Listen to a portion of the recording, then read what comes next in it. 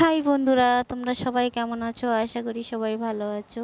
আমার শরীরটা সত্যি কদিন ধরে খুবই খারাপ, তাও হেঁটে চলে বেড়াচ্ছি। তোমরা তো সবাই জানো আমি ঘাটের থেকে পড়ে গেছিলাম, বুকে অনেকটা লেগেছে। এখনও পর্যন্ত এক্সরে করতে পারিনি।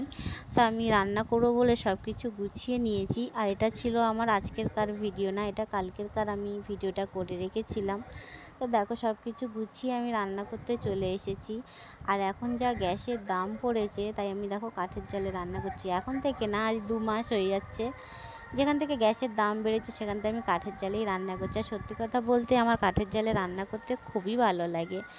তো চলো সারাদিন যেটুকু আমি করি তোমাদেরকে একটু শেয়ার করি। তাই কত লোকে কত কথা বলে যে সারাদিন ভিডিও করে, সারাদিন নেচে বেড়ায়।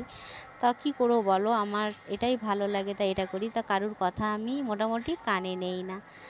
তারপরে রান্না আমার পুরো প্রায় হয়ে এসেছিলো। তারপরে বাবা মা বাগদা মাছ ধরে নিয়ে এসছে, তা বললো কী করবি কর।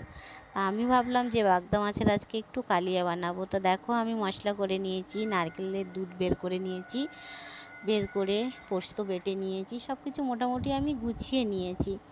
গুছিয়ে নেওয়ার পরে এখন কি বলবো, আমার ছেলেও পছন্দ করে আর আমার বড়ও পছন্দ করে, আমিও খুব পছন্দ করি বাগদা মাছের কালিয়া।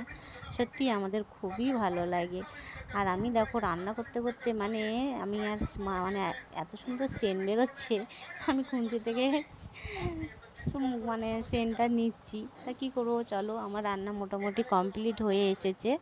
ভালোভাবে ভয়েসটা আমি দিতে পারলাম না, জানি না আমার ভয়েসটা কেমন হয়েছে, আমার কথাটা কেমন হয়েছে। যদি কোনো মানে একটু ভুলভাল হয়ে থাকে তা তোমরা প্লিজ মেনে নিও।